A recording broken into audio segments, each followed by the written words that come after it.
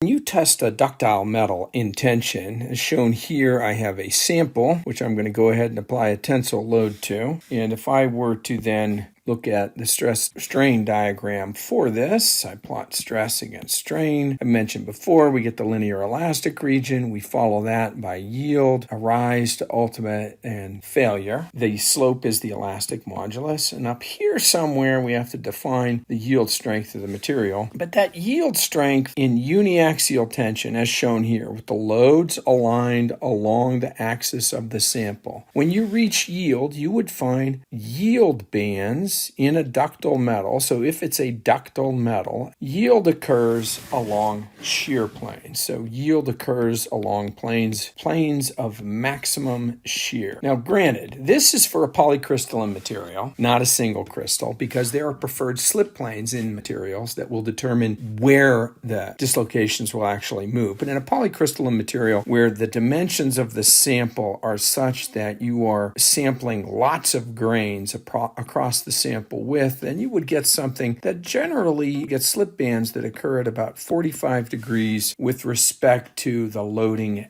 axis or with respect to a plane that passes perpendicular to the loading axis. Now, that led to all sorts of considerations about why that occurred. That led to dislocation theory, but also it made people realize, we need to consider these 45-degree planes, especially when we start to move to complex loading states, and we need to figure out what the shear stresses are and which planes are experiencing the maximum shear stresses, since in ductile metals, yield is always a shear phenomenon. And that's where Mohr's circle comes about. So in this particular case, I'm going to go ahead and tie a coordinate system XY, and I'm going to draw a material element, which is in here. That's this square shape right here. And I've mentioned before that if we do that, we would find that in the general stress state, we would have a sigma XX in this direction. In order for this to be in equilibrium, we would need a sigma XX back here, pointing in the opposite direction. We would have a sigma YY here, and of course we would need another sigma YY right down here in order for this little stress element to stay in equilibrium. But we would also have shear stresses. This is tau on the X plane in the Y direction, and in order to cancel that out, we would need a tau over here, a tau XY, but then you'll notice that the cube would rotate, and so we can't allow that to happen. We're talking about static equilibrium, so we need a tau XY here and a tau XY down here. Sorry, it should be, we need a tau YX here and a tau YX here. I forgot to label the tau XY over here. And you know that the tau YX has got to be equal to tau XY in order for there to be rotational equilibrium. So when we're doing this, we're figuring out the stress distribution. We are assuming that the object is in static equilibrium. And so everything has to force balance out. Now, if I have a complicated stress state like this, where sigma XX is not equal to sigma YY, for instance, let's just go ahead and imagine that sigma XX is positive and it is greater than sigma YY. And then we have these shear stresses acting as well. What we do is we use Mohr's circle to plot sigma XX and tau XY and sigma YY and tau YX so that we can then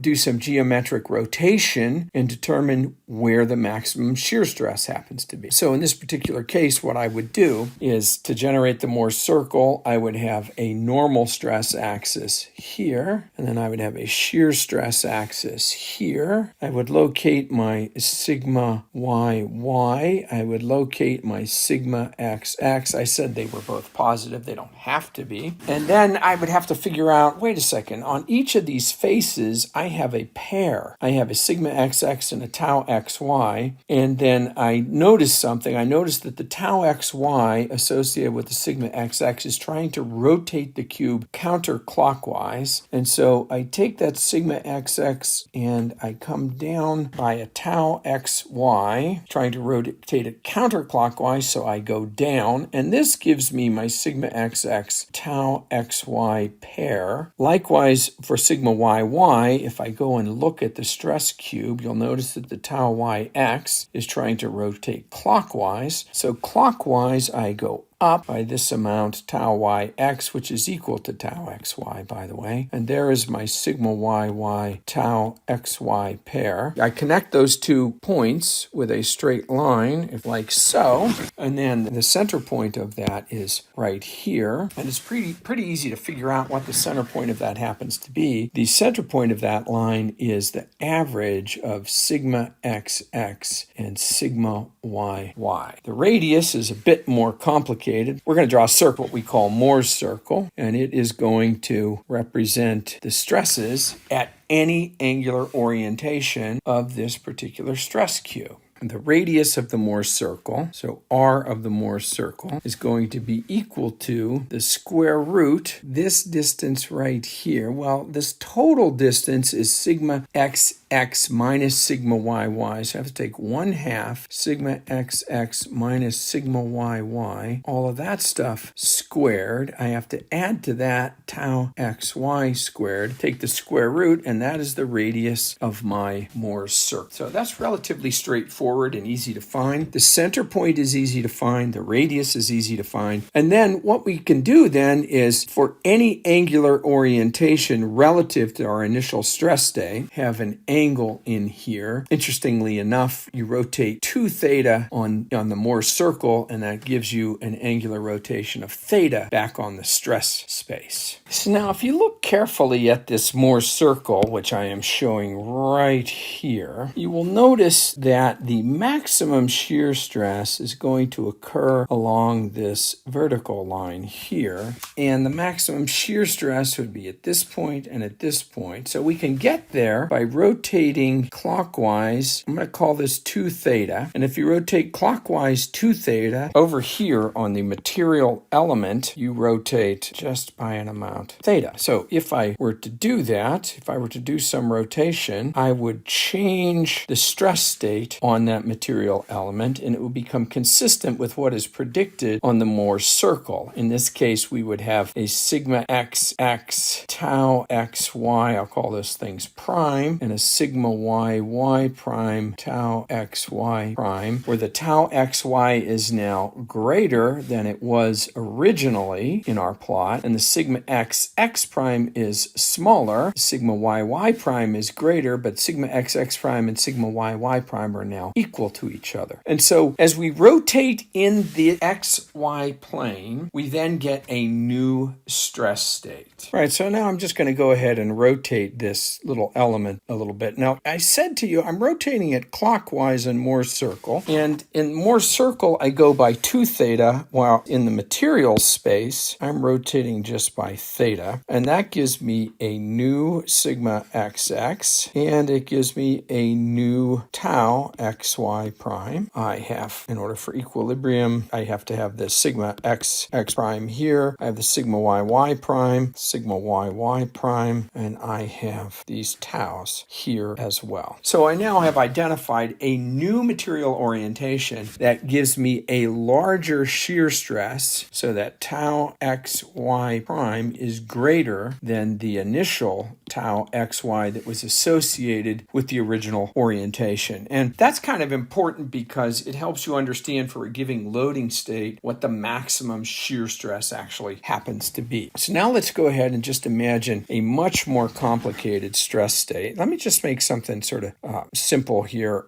I'll draw a stress cube, and I will imagine that this stress cube has sigma 1, sigma 2, and sigma 3, three-dimensional loading, where sigma 1 is not equal to sigma 2, which is not equal to sigma 3. And I'm going to go ahead and draw my Mohr circles for this. Remember, I have a normal stress axis here, and I'm going to go ahead and imagine that sigma 1 is greater than sigma 2, which is greater than sigma 3. It may not look like that when I drew it. And there's no shear stresses, all right? But we can still rotate in the plane of sigma 1 and sigma 2, we can still draw a Mohr circle in the plane of sigma 1 and sigma 2, like so. We have a Mohr circle there. In the plane of sigma 2 and sigma 3, we will have a Mohr circle. So we get another Mohr circle. That one that looks pretty bad. And then the plane of sigma 1 and sigma 3, we have another Mohr circle. So we're going to have another Mohr circle that looks like this. We have 3 Mohr circles going on there. And you'll notice something. The plane between sigma 1 1 and sigma 3 is going to have the largest radius, and so that is the one that will generate the largest tau. It is associated with the plane between sigma 1 and sigma 3. So now if you go over to the stress cube, you'd be looking down in this direction. You can draw that element again, and that will give us a sigma 1 and a sigma 3, like so. Has to be in equilibrium, so I need all of those forces like that. And then we would rotate 45 degrees in the materials element, 90 degrees on the Mohr circle, 45 degrees here, and that would give us a plane upon which we would have the maximum shear stress, and we could figure out what that maximum shear stress happens to be, right? What is the maximum shear stress going to be? The maximum shear stress is equal to the radius of the Mohr circle. The radius of that particular Mohr circle is going to be what? 1/2 sigma 1 minus sigma 3. So sometimes you look for the maximum shear stress. It's a maximum shear stress condition. You're going to probe your material, you look for maximum shear stress and try to figure out, okay, what is the orientation which is most likely to lead to failure. Now, what you do, really, there's another little trick that you do in this whole Mohr circle methodology, and that is, I'm going to go ahead and draw the normal stress axis here, and I'm going to draw my shear stress axis here. I'm going to overlay on top of this the shear yield strength. I should have changed that. The shear yield strength.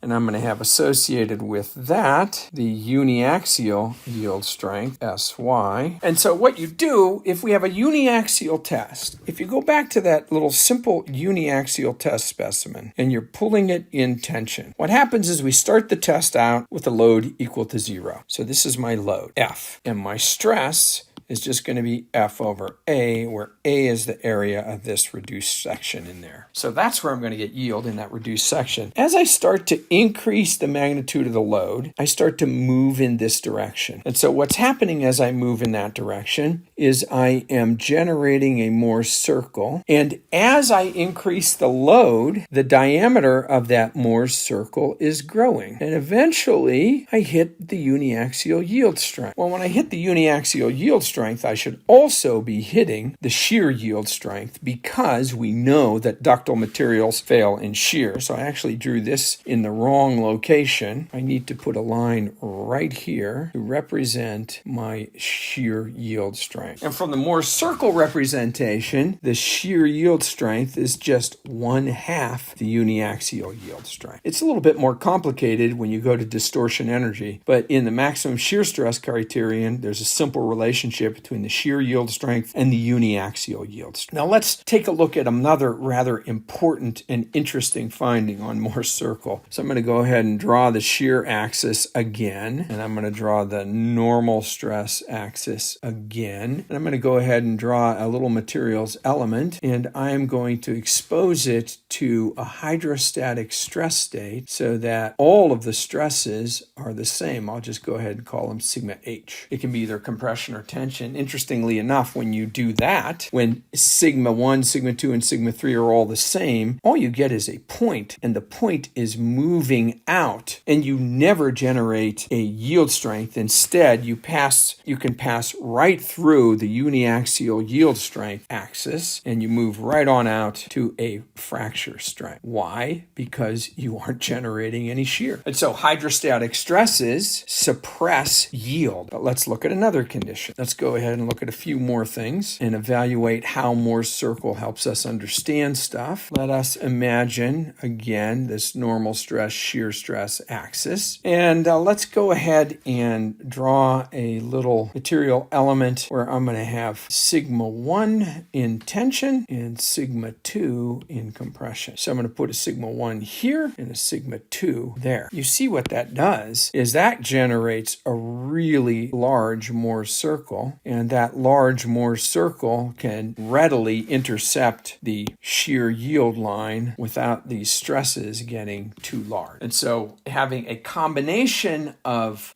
tension and compression, certainly when they're equal and opposite, that's called a pure shear stress state. and shear yield will occur at 45 degrees with respect to the plane. So the important thing about all of this stuff with Mohr's circle is it helps you understand that for any given loading state, there are different orientations of materials elements within the elastic stress field that can give rise to larger shear stresses, and those orientations are the orientations on which you're going to have plastic deformation. And it's just a really good visual tool to help you understand stress states in materials.